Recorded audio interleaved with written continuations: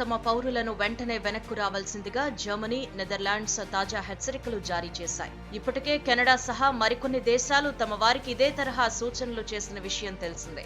అనేక పాశ్చాత్య దేశాల దౌత్య కార్యాలయాలు తమ పౌరులను ఏ మార్గాల్లో లెబనాన్ నుంచి తరలించవచ్చునో ప్రణాళికలు సిద్ధం చేసుకున్నాయట. ఇజ్రాయేలీలను ప్రశాంతంగా ఉంచే ఉద్దేశంలో బెంజమిన్ నెతన్యాహు లేడు. గాజాని దుంపనాశనం చేసిన ఆయన ఇప్పుడు అక్కడ కాస్తంత తగ్గి తన బలగాన్ని లెబనాన్ సరిహద్దులకు తరలించి హిజ్బుల్లాతో పూర్తి స్థాయి యుద్ధం చేయాలని అనుకుంటున్నాడు.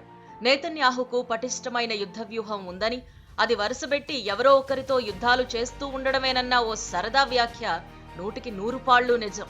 నిరంతర యుద్ధంతోనే తనకు రాజకీయంగా మనుగడ సాధ్యపడుతుందని ఆయనకు తెలుసు.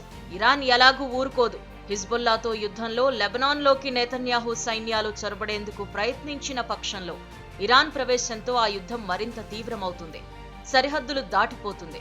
దీనికి తోడు హమాస్తో పోల్చితే హిజ్బుల్లా ఆయుధ శక్తి, సంఖ్యాబలం మరింత అధికం. ఈ సంస్థ దగ్గరున్న వివిధ రకాల క్షిపణులు, రాకెట్లు అధునాతనమైనవి. గాజా యుద్ధం ఆరంభమైనప్పటి నుంచి ఇజ్రాయెల్ సరిహద్దు ప్రాంతాల్లో హిజ్బుల్లా జరుపుతున్న దాడులు తీవ్రంగా ఉన్నాయి. సరిహద్దు గ్రామాలు, పట్టణాలను ఇజ్రాయేలీలు వదిలిపోవాల్సి వచ్చింది. ఈ నేపథ్యంలో ఇప్పుడు ఇజ్రాయెల్ తన బలగాలన్నింటినీ కూడగట్టి గట్టిగా యుద్ధం చేసిన పక్షంలో హిజ్బుల్లా తన ఆయుధ శక్తిని అంతటినీ వాడుతుంది. మద్దతుగా ఇరాన్ను తెచ్చుకుంటుంది. 2006లో హిజ్బుల్లాతో యుద్ధంలో ఇజ్రాయెల్ పెద్దగా సాధించిందేమీ లేదు.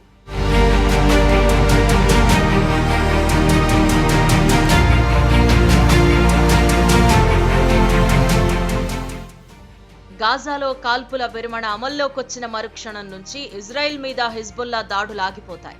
కానీ హమాస్ అంతమే తన పంతమని అంటూ నెతన్యాహు కాల్పుల విరమణను, శాంతి ప్రతిపాదనలను తిరస్కరిస్తున్నాడు. ఐక్యరాజ్యసమితి భద్రతా మండలి ఆమోదించిన ప్రతిపాదనను ఇటీవలే తిరగ్గొట్టిన ఆయన మరోపక్క కొత్త యుద్ధం గురించి మాట్లాడుతున్నాడు. హమాస్ అధీనంలో ఉన్న ఇజ్రాయేలీ బందీలను విడిపించే విషయంలో ఆయన శ్రద్ధ పెట్టడం లేదని సంబంధిత కుటుంబాల వారు ఆగ్రహిస్తున్నారు. ఎన్నటికీ ఆగని యుద్ధంతో విసిగిపోయిన వేలాది మంది ఇజ్రాయేలీలు రోడ్ల మీదకొచ్చి నెతన్యాహుకు వ్యతిరేకంగా ప్రదర్శనలు, నిరసనలు నిర్వహిస్తున్నారు.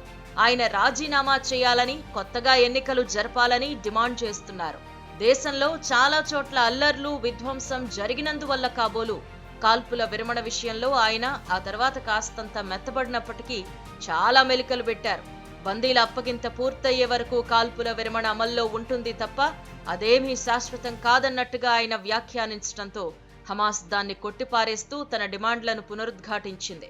యుద్ధం ఆగిన పక్షంలో ఎన్నికలు జరిగి తన కూటమి ప్రభుత్వం పడిపోతుంది. అవినీతి కేసులు వెంటాడతాయి కనుక ఆ పరిస్థితులు రాకుండా నెతన్యాహు తెలివిగా హిజ్బుల్లాను రెచ్చగొడుతున్నట్టుంది. అమెరికా అధ్యక్ష ఎన్నికలు సమీపిస్తున్న తరుణంలో, ఎడతెగని గాజా యుద్ధం బైడెన్ను ఇరుకున పెడుతోన్న తరుణంలో నెతన్యాహు కొత్త ఎత్తు ఎటువంటి పరిణామాలకు దారితీస్తుందో చూడాలి. లెబనాన్లోకి ఇజ్రాయెల్ బలగాలు చొరబడిన పక్షంలో ఆ యుద్ధానికి నియమాలు, నిబంధనలు, హద్దులు, అదుపులు ఉండబోవని హిజ్బుల్లా నాయకుడు హసన్ నస్రుల్లా హెచ్చరించారు.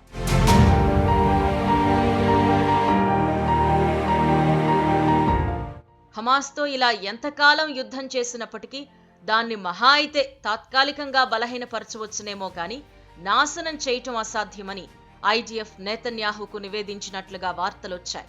హమాస్తో పోల్చితే అనేక రెట్లు శక్తివంతమైన హిజ్బుల్లాతో యుద్ధానికి దిగి అటు ఇరాన్ను, ఇటు అమెరికా తదితర దేశాలను నెతన్యాహు ఉచ్చులోకి లాగే ఆలోచన చేస్తున్నారు. ఈ విషయంలో నెతన్యాహు మెడలు వంచాల్సిన బాధ్యత అమెరికా మీద ఉంది.